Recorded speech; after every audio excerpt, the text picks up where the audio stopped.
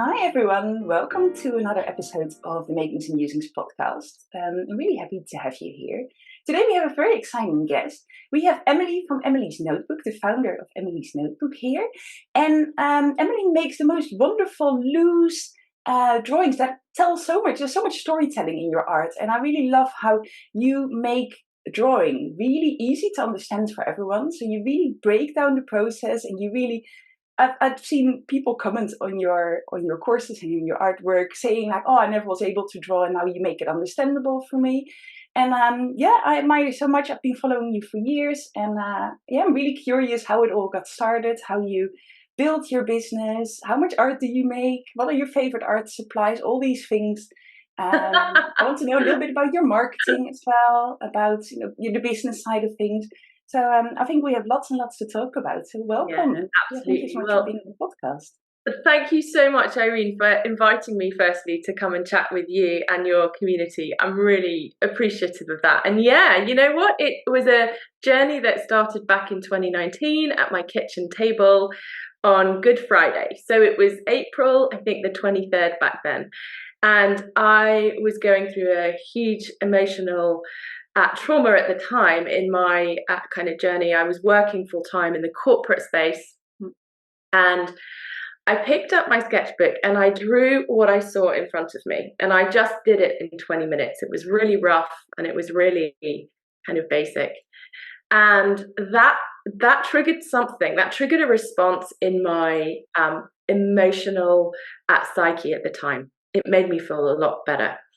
And I think I relate to a lot of people probably listening or watching this in the sense that I used to love drawing as a little girl, but it was kind of always advised to never go down that route. So culturally, we are not very kind to our creative intentions when we are young people.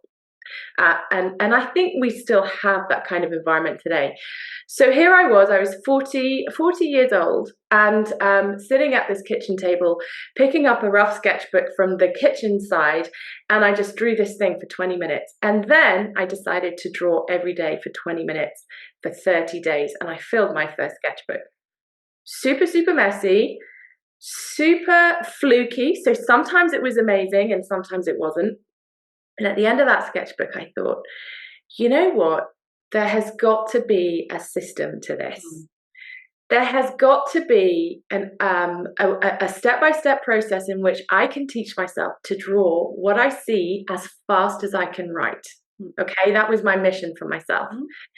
And I think that still is my mission, to teach people to draw anything, anywhere, anytime, in the space of time it takes them to write something.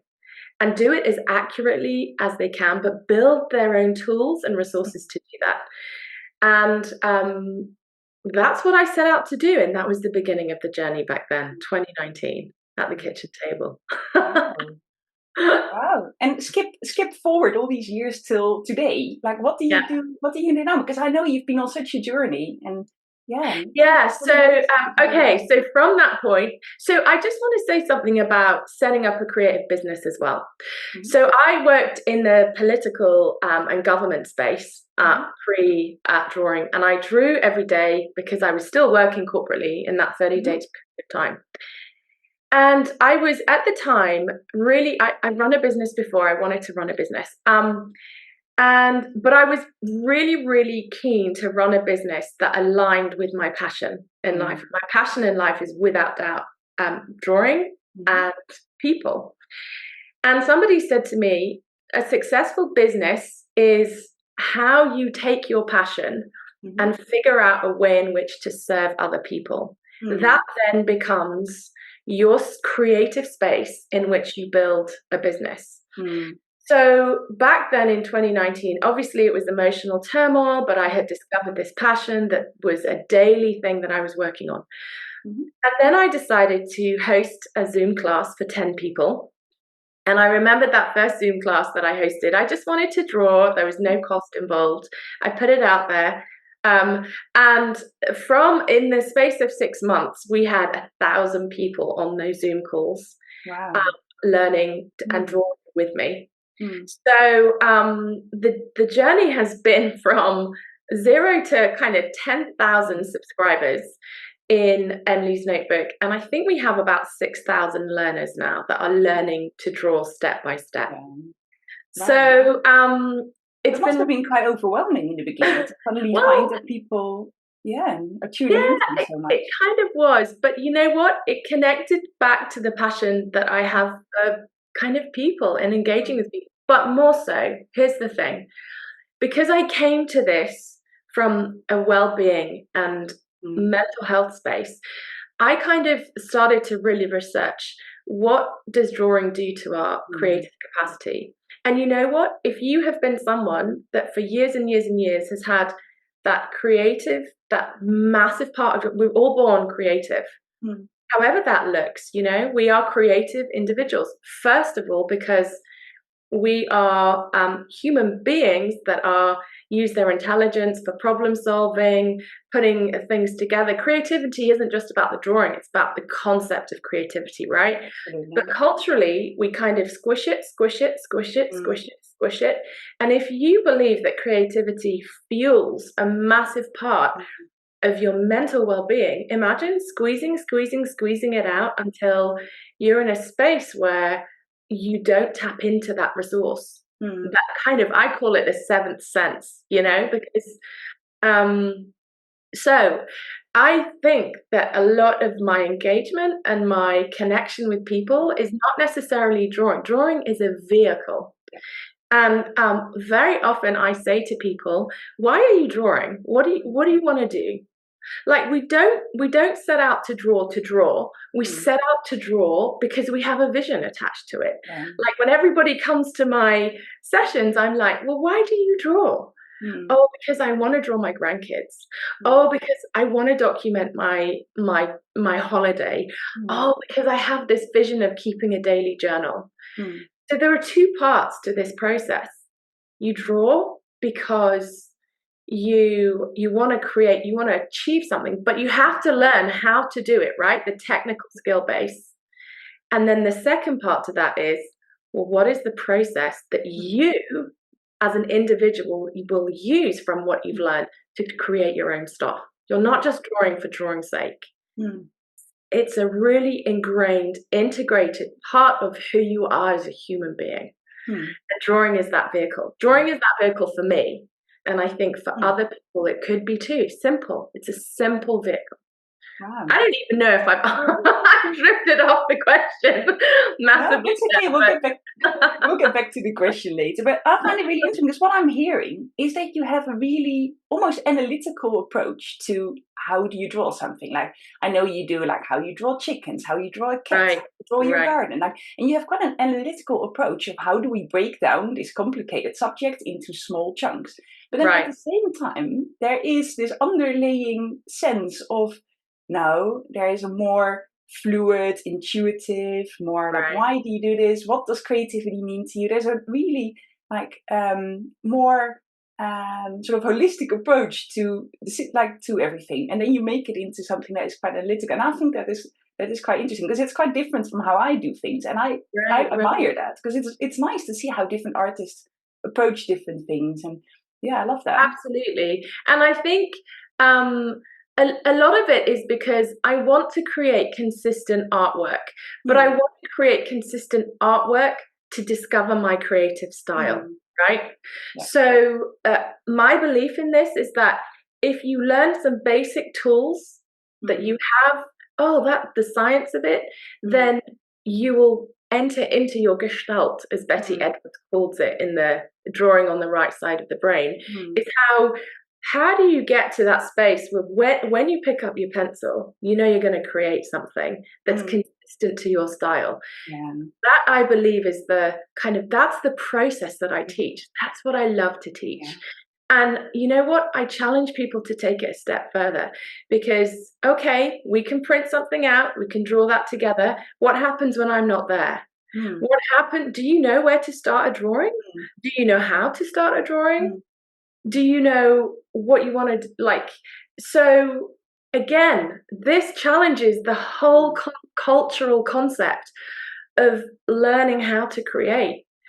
And I'm fascinated by it. I've done so much reading on the subject of what goes on in the brain and how we structure. And also, there's this funny interpretation of drawing, right? That we're somehow meant to be geniuses at it, and if we're not very good at it, then that's it.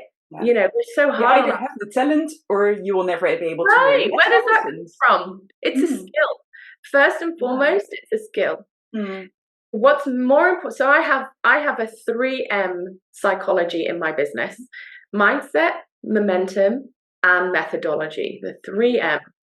And that's how I weave and build in how I teach. So methodology is the skill set. Everybody can learn that. If you can write your name and draw a line, you can learn it. Exactly. If you can hold a pencil, you can draw. Right. And mindset is about, well, you know what? Why don't you have confidence in yourself to do this? And if you don't have confidence, why is that?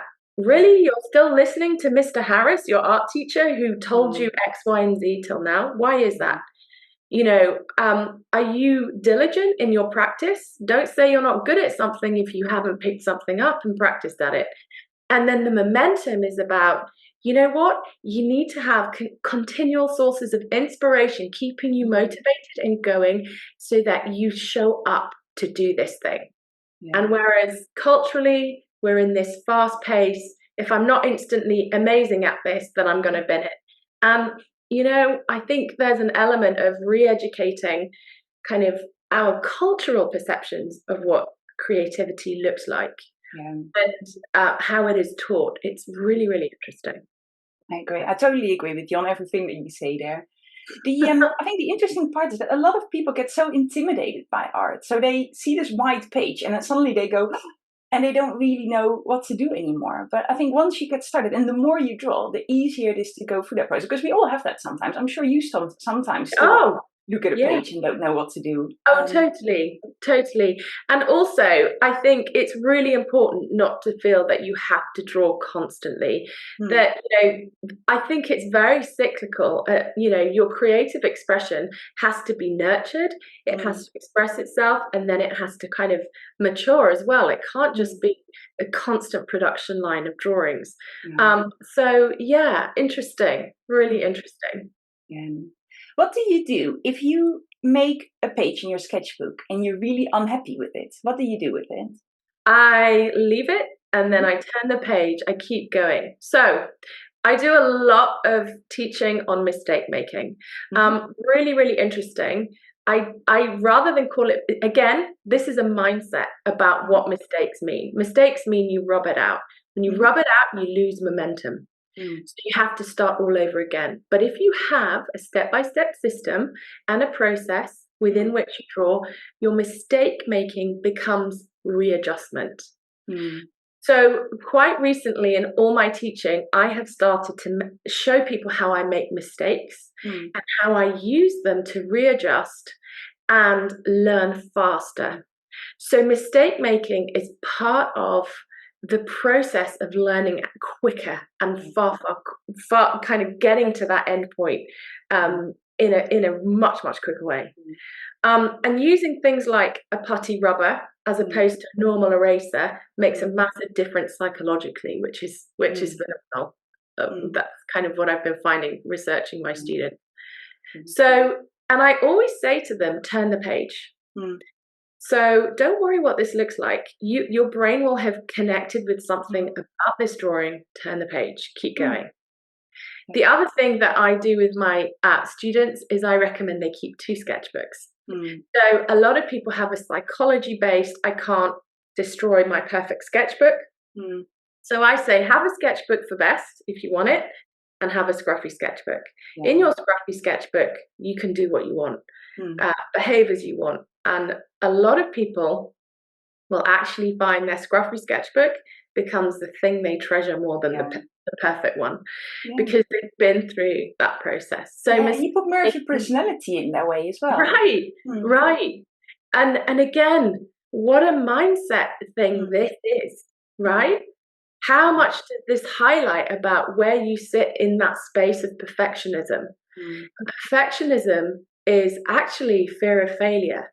And Mm. fear of failure is like, well, what are you fearing? What are you, and again, these conversations are about, well, where do you have to take your mind Mm. when you're struggling with how perfect something is? Yeah, I agree. So super interesting. All of Mm. it's deeply ingrained psychology, reflective of the culture that we live in.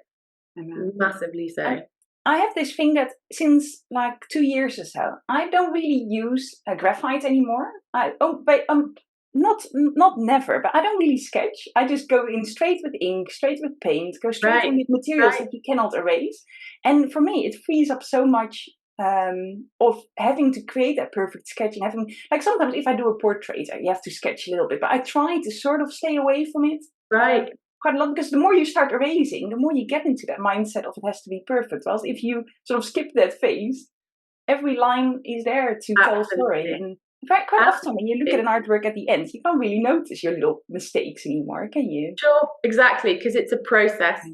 We're all focusing on an outcome, but Mm. actually, the drawing process is the journey that you have to focus on. It And to is. the point of the 2 year, after 2 years, you can now go straight in with ink and Mm. watercolor.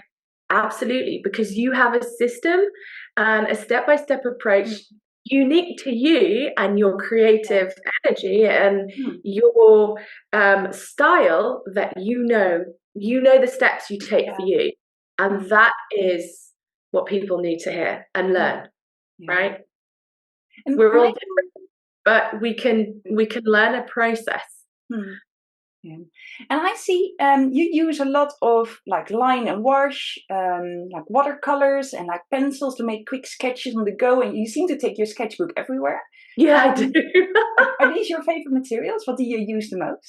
So I love experimenting with sketchbook paper. I think the materials you use are a perfect, they're Mm. alchemy, right? Mm-hmm. You use a different type of paper, it throws everything in a different Mm. perspective. So I'm super simple when it comes to my materials. Firstly, because what I want to teach and advocate is simplicity is best. Mm. Everything you do when you create. That is the sweet spot when you can Mm. create something so simple. So my favorite resources is a Ticonderoga 2HB Mm. pencil. I really love them because the lead is so consistent, doesn't Mm. break, it stays sharp for quite a long time, and it's Mm. soft enough to create a great image on the page. I Mhm. also use a basic set of watercolors. I was just using them before we came on. Oops.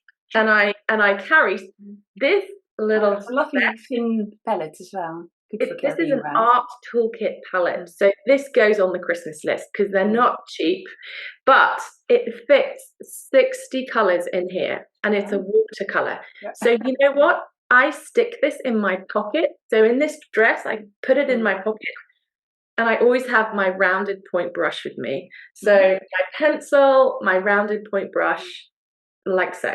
So those are my basic equipment. And also, final thing, is my putty rubber. So Mm. this is a Winsor and Newton medium grade putty rubber. Can't fault it.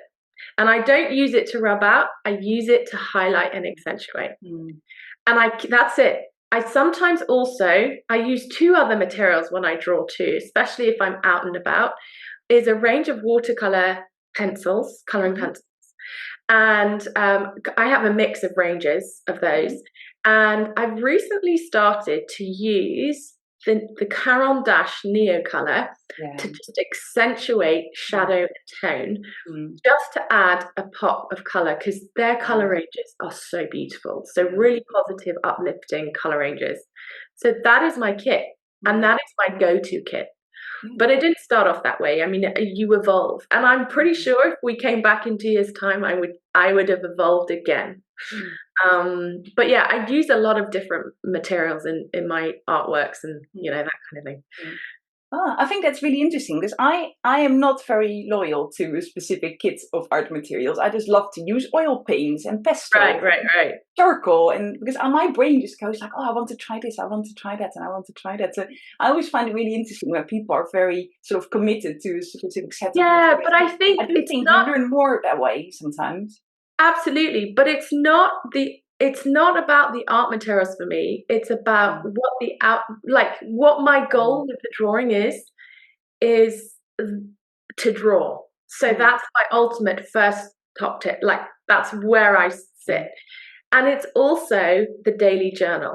Mm. So there's something about the consistency of kind of achieving that aim. It's Mm. not necessarily for me about creating an artwork here, there, and everywhere.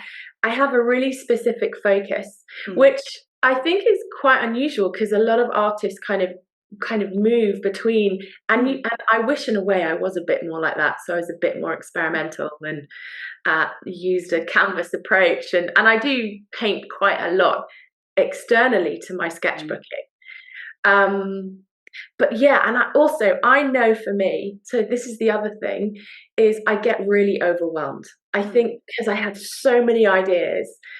For me, it's about how do I keep that trajectory simple? How do Mm. I keep it intuitive but still connected to what I want to achieve? Mm. And it's still about mental health for me. It's still Mm. about managing my kind of day-to-day journey on this Mm. planet. Yeah. So yeah, fascinating. Mm. Yeah.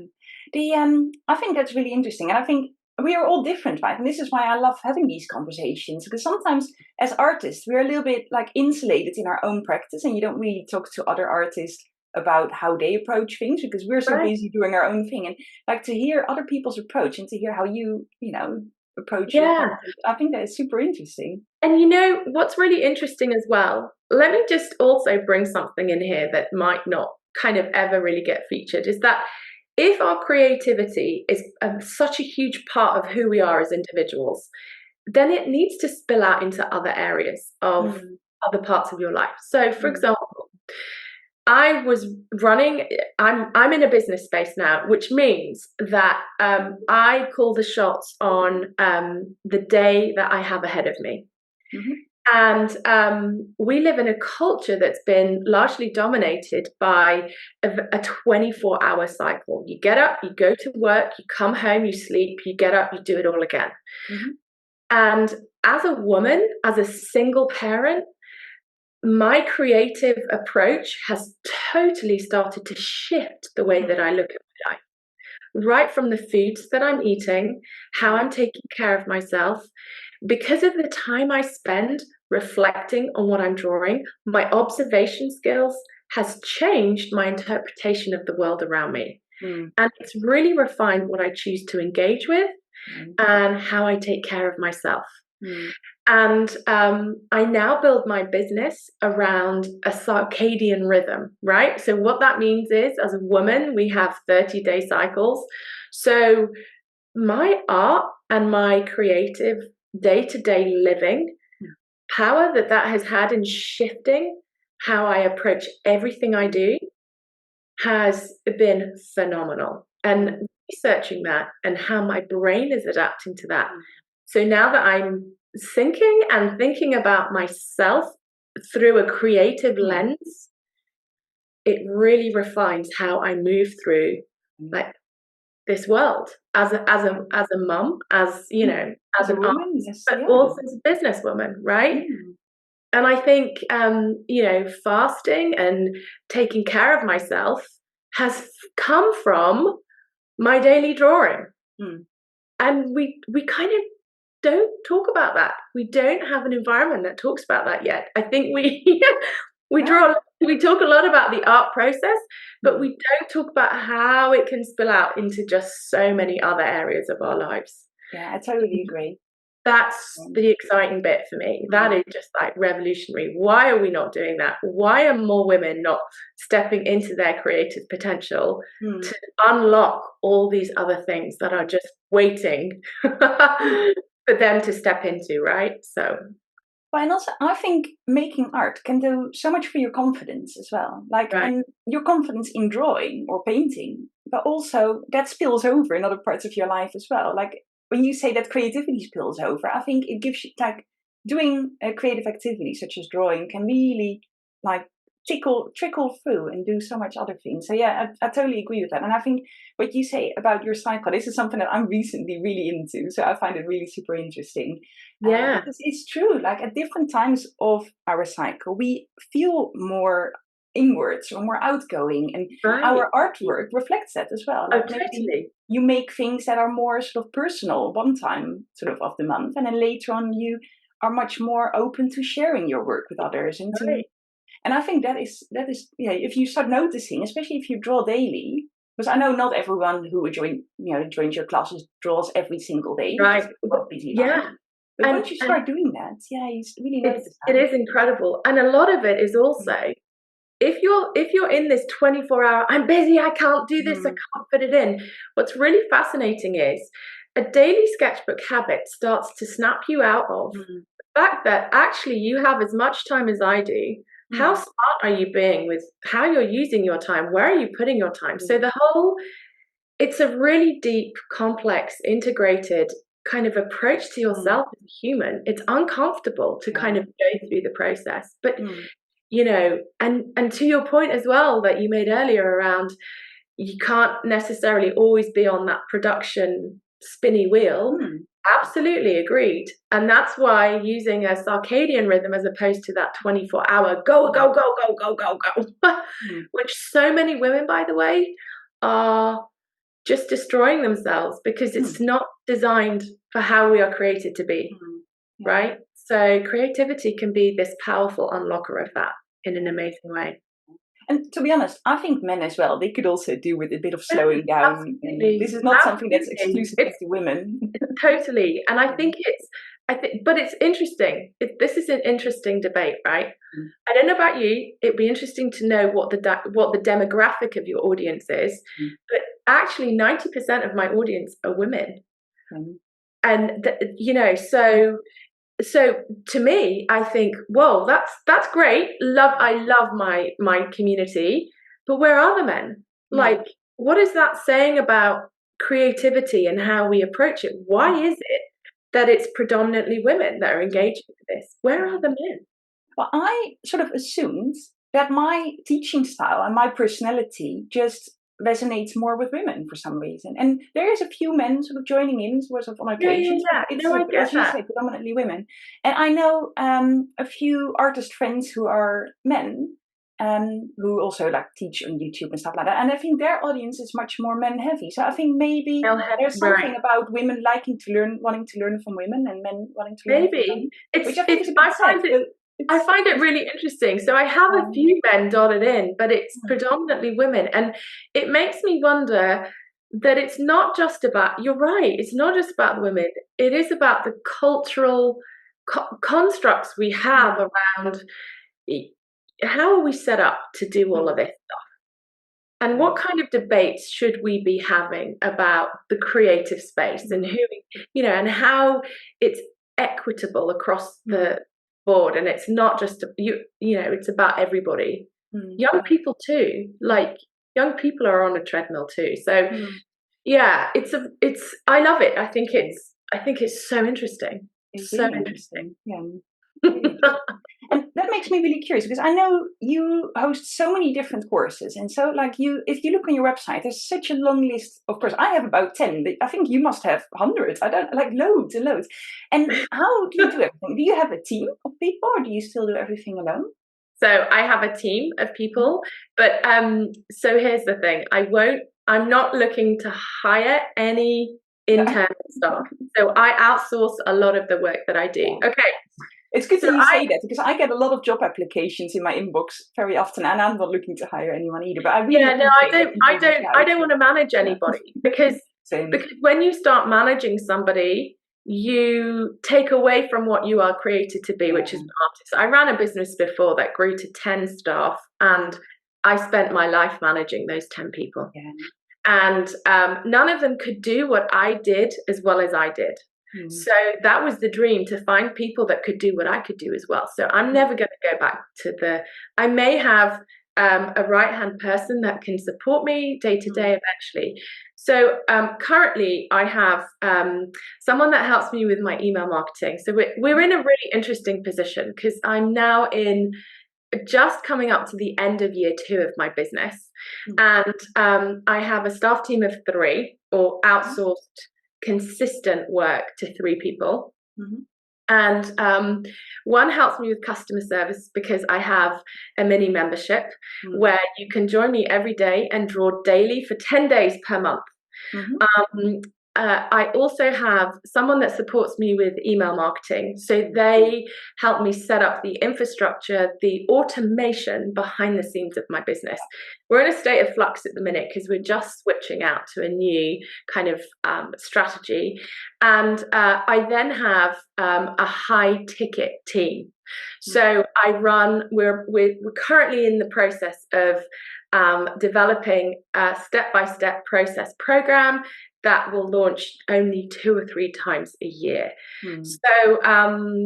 So it's quite an interesting business model. I'm really excited about where it's going to take us in the next 2 years. But I have built about 130 courses in the last 2 years. I've got loads of ideas about where I potentially am going to take lots of things. There's been a kind of, and we're constantly testing. So you can join a course or engage with me live inside my community pretty much almost every day if you wanted to. Wow. And some people do. So it's quite an interesting model. And what I would say about this is I know we're in an online space where there is a craze for creating like automated things. So people click, they buy, they do. We've tried that. And what we have found is that that doesn't really work because people don't have the skill set to sit and finish a set course off without that accountability mechanism built in. People start the first session and then they think, I'll do the rest tomorrow. And then tomorrow becomes next week. Yeah. Right. And so what does that say? That says their lives are not, they want to do this, but they're not geared up to kind of integrate this in. So what I do a lot of blended coaching, and I want to make sure that everybody that signs up to anything that they do with me sees me live at some point, so that they have that touchstone. So yeah, really interesting process and journey. So I know for me, I'm probably going to have a hybrid business model where you can learn by yourself if you have the momentum and the excitement to do that. But if you don't, you can always jump in with me and you can go through a set process. Yeah, really interesting. It is super interesting. When you mentioned your email marketing, I love your emails. Because you can sort of tell, because I think you send them out quite regularly. So I'm assuming that there's a process behind it, but you keep it really personal. And I think that's a hard thing to do, where you put like a personal story or a personal like experience or something in each email that makes it feel like, oh, actually Emily is sending this. Well, Emily is sending it. No, but Emily is like going, what shall I say today? Sometimes you get emails from businesses that feel really impersonal, but like you really have that personal touch. So it's thank you. You're so sweet. I mean, it's well, you know, from your own business, what a challenging environment this is. You know, and I think there's a lot of noise around like the social media that kind of drives me a bit bonkers sometimes, and you know, and cutting through that noise so that people can see how genuinely passionate you are about this life transforming skill that all you need is that and a scrap of paper to kind of start your journey is just how do you communicate it? You know, it's like an evolving, ongoing journey, and all I want to do is draw all day. I don't want to be doing this stuff all the time. I want to just draw. It's a big misconception, right? That when you run an art business, all you do is draw all day. Yeah, no way. I wish. And there's so many other things, or your marketing and your website and all the electronics and sorting out your technology, all these things. Totally. And you know, it was so interesting because at the beginning, this thing that was my go-to for my mental health has suddenly become my daily job. So what I have to do is also segregate my sketchbook that nobody sees because that's my space at the end of the day, or sometimes first thing in the morning when I'm kind of doing my personal meditation and coaching. Um, and the teaching and the infrastructure of a day-to-day business, so that the two do not blur, and that I have that distinction between the thing that I really love, that's for me, and how I use it to serve other people. Very clear definition. And a lot of people that start artistic businesses hit that burnout, hit that kind of, oh, they've got to produce because they've got 10 commissions that they have to paint. They've got, you know, so much stuff they have to get done. And actually, you know, that's not why it kills the passion. It kills the joy. So I think it's also about when you paint a lot to briefs and to commissions. Sometimes you lose a little bit of yourself in the process because you visualize someone else's creative idea.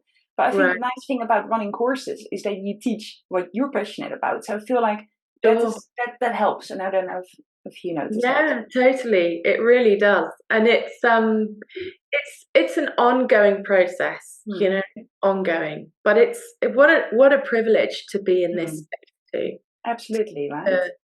To be the custodian of somebody's creative journey. It's quite a responsibility, you know. So yeah, amazing. When people send you messages, I don't know if you get these sometimes, but people sometimes send messages that are so heartwarming when they tell you about their journey, and that really makes it worth it. It makes my week when I get a message like that. Do you have any stories like that where you? Yeah. So and again, this goes back to why and how you started something in the first place. And you know, I didn't share my story at the beginning. But I discovered over time that I was attracting people that were troubled or had some mental health kind of challenges. And there are so many stories. One I remember, a US lady who lived in isolation. So COVID wasn't great for her. But she emailed me and she said that she had been following and drawing daily with me. And she had been tracking my social media, and she was using my space to inspire her to carry on the momentum. So the momentum she needed to keep going. She did it every day for 20 minutes.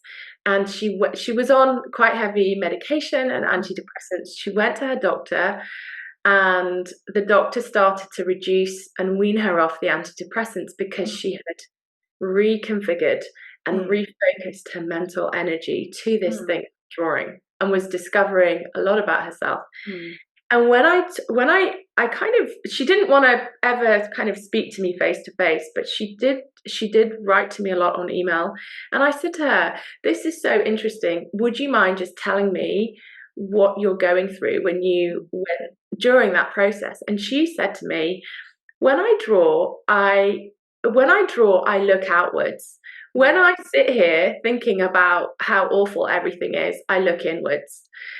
And you have taught me how to look at the world differently. That was the first thing she said. And then she said, I also I was about to say something then and I've forgotten. That's my fuzzy brain today. But she also takes and reinterprets the world in the pages of her sketchbook, and no one can touch it. So it's hers. Nobody can vilify it. And actually, she said, it's not even about sharing it. It's not even about hanging it on a wall. It's literally about closing my book and going, today I have interpreted that for me. And it's untouched by anybody.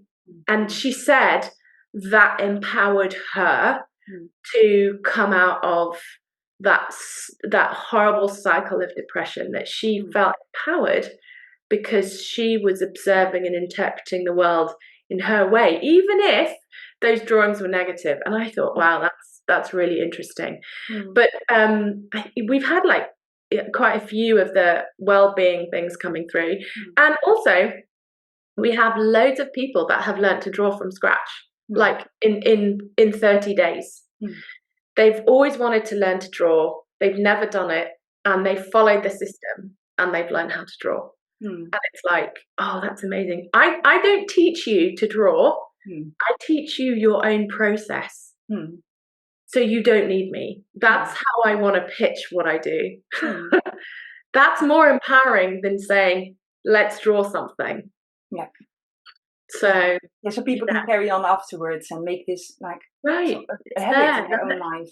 And Mm, also, I would love to think that I'm foundational. I mm, cannot be everything to everyone. So I'd rather just show you the basics mm, and then go and explore that big wide world. Go check mm, out other artists. Go check out other classes where they specialize in the most amazing, artworks. Go, go, go. I'm here for you for a short period of time, but if I can be that catalyst, mm, that springboard to go try other things, mm, and and what's great I think about our sector is how because we are creativity, true creativity is anti-competitiveness. mm, When you compete, you kill that creative spirit. mm, But because creativity is so open, it mm, means that we can cross collaborate and work mm. across the different spaces. So that's been really interesting doing that too. So Mm. Yeah, no, I totally agree. And I also think like it is so like for me coming from a really corporate background, which was really competitive and quite Mm. like people were constantly competing with each other for like clients and for like being the best in whatever they were sort of like trying to achieve. And to then come into an environment where people are much more supportive. I think the art community, I just think is lovely. And through this podcast, I've met so many artists who work on lots of different things, and everyone puts their own stamp and their own personality on things, right? Right, So right, even if you and absolutely. I would draw together and we would both draw a tree, we would go to the park, we would sit in front of a tree, and we would both paint or draw that tree. Both of those images would look completely different because it Totally. is our personal interpretation of what we see in that tree. And you might notice the leaves, like, or something. And I might notice this clunky, like, bark or something like that. And, like, we all perceive the world in our own unique way. And I think that's the beauty of art. And also that's why I think competition is a bit useless. It's lovely to collaborate. Yeah, Like, I just love it. Yeah. yeah, it's amazing. It is a great Mm. community. Yeah. And I am I just wondering because there is this perception that artists are always poor, right? Like the starving Mhm. artist.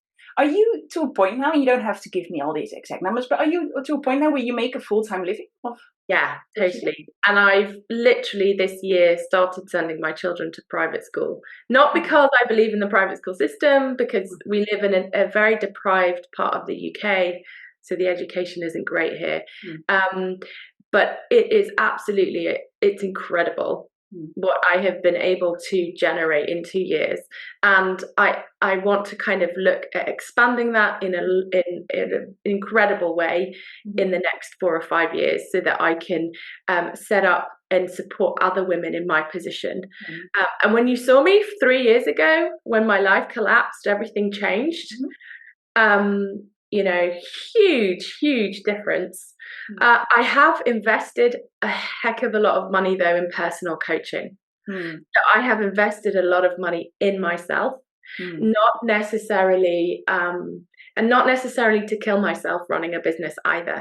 mhm, So I think it's been a really really interesting journey, and heading into we're now so my end of year is in the next few weeks, and then I head into year 3 of this business, and at the minute I have doubled my turnover year on year. wow, that's So amazing. yeah, it's amazing, and I think as well it's about leverage. It's about simplicity.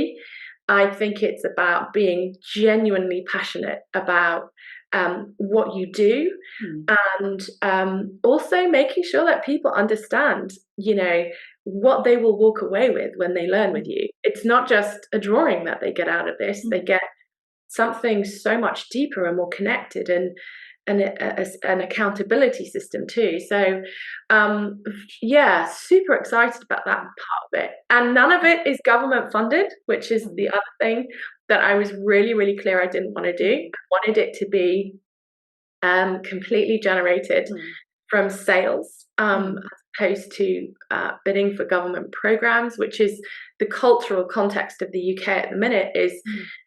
everyone is fighting over arts council funding, or and there's nothing wrong with that, but sometimes that stifles your creative potential out there in the world because you're waiting to secure that funding. Or I think people are often waiting for gatekeepers to let them in. right, like For people why to do we sort of need give them a that? stamp of approval. And and you're living proof of that, you can generate things yourself, and you can also, whilst you're still on your journey of learning, because I'm sure you still are, as I am, like we're continuously learning, right?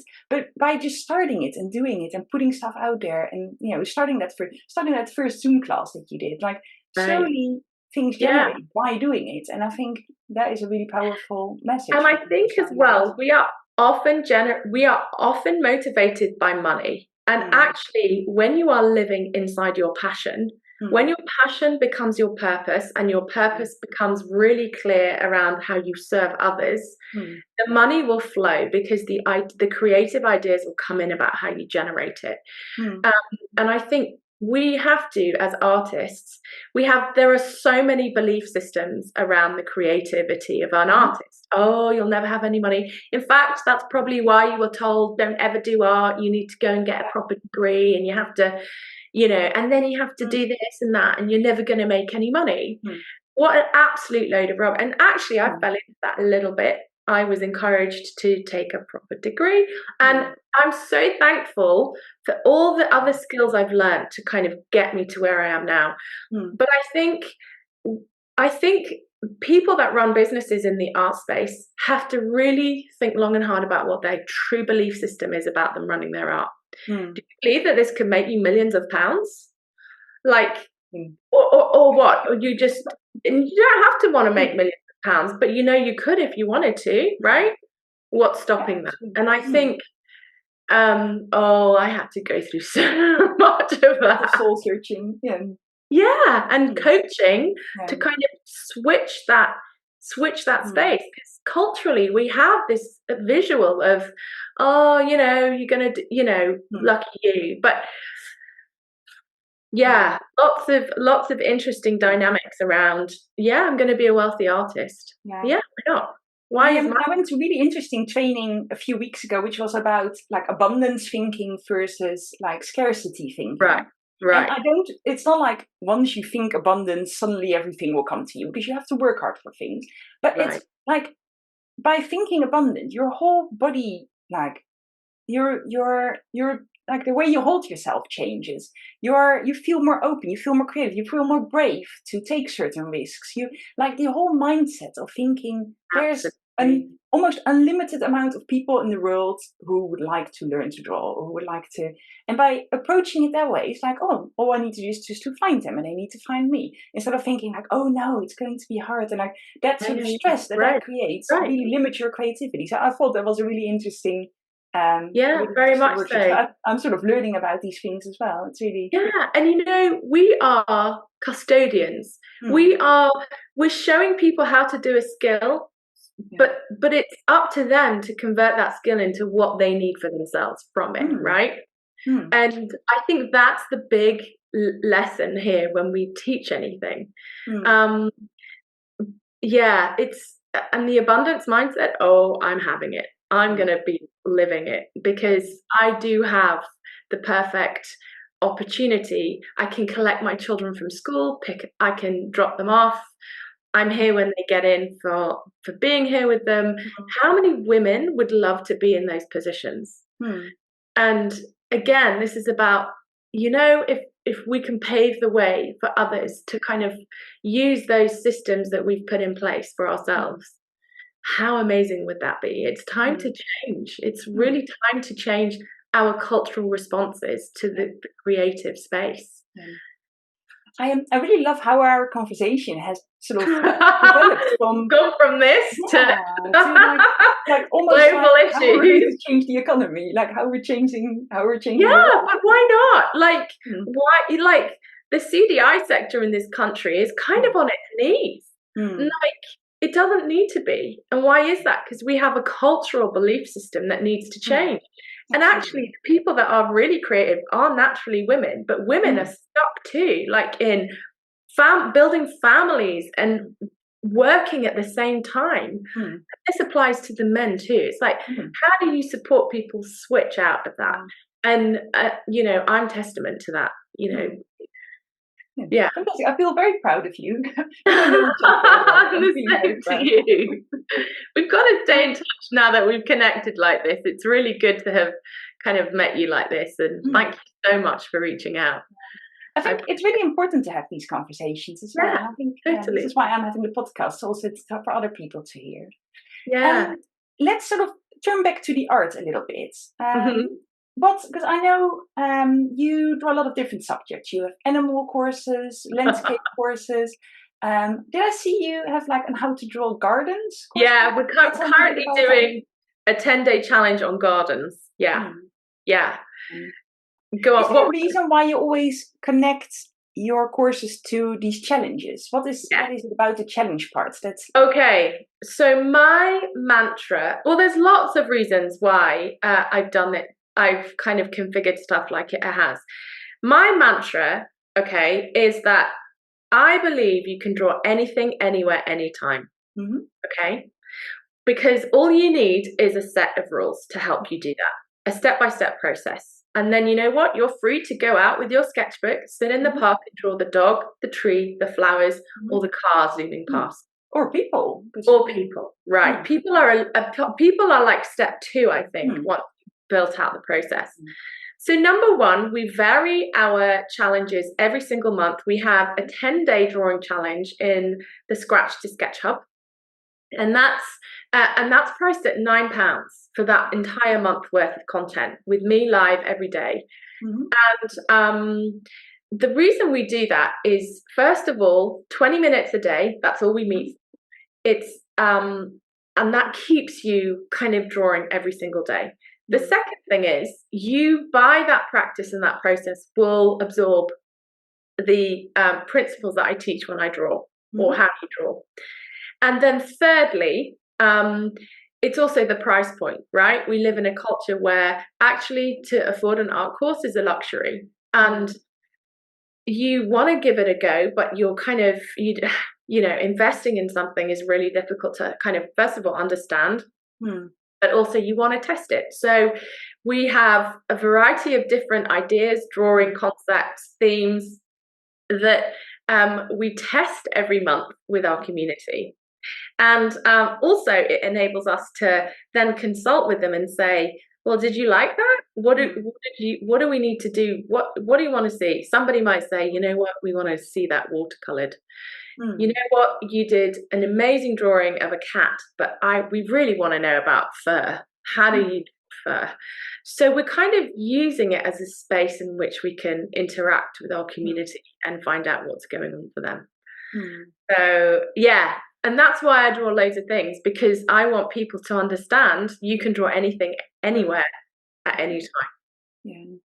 Do you sometimes look back over your first sketchbooks and then like see what your own personal learning journey you've been on? Massively. And it's yes and no. I think I use my first sketchbooks in the teaching process. But I really love looking forward. I get really excited. I think since that stage, I have 40 sketchbooks that I filled. So what are we in now? We're in 2024, 2005, 5 years, and the business has been running for 2. So I was drawing for like a good 2 years every day before then. So it took time. It takes time. It does. Learning anything takes time. Like if you want to learn to play the violin, you don't expect to be able to do it in 3 months, do you? Right. So super interesting. Yeah, fantastic. Is there anything that I've forgotten that you want to add, or anything you want to? No, I think we've covered quite a lot this morning, haven't we? Can you tell me where can people find you? Your website, so social media. Yeah, you can find me at Emily Monqui on Instagram. I'd recommend starting there because I do a daily kind of drawing tip, and I kind of show you how I draw stuff. So that's good. So that's at Emily Monqui. And then you can also find my website, which is www.emilysnotebook.co.uk. And if you sign up to my newsletter, you will then kind of get access to a lot of the resources that I share with the community. So that would be the best place to kind of find me. Oh, fantastic. Thank you so much for being on the podcast. I really love talking to you. I feel like we could quite easily carry on for another. I know. I've got a lot of drawing to do today with folks. So, but I just want to say thank you so much, and just to keep encouraging you to keep inviting people on and keeping the debate open and going, and in your own practice as well as an artist, is to just keep going. I know what it's like, and I know some days is great and other days not so great, and there's so many different things to constantly juggle, so keep going. You're doing amazing. Oh, thank you. So I think that's a really lovely note to finish on. But yeah, thank you so much for being a guest on the podcast.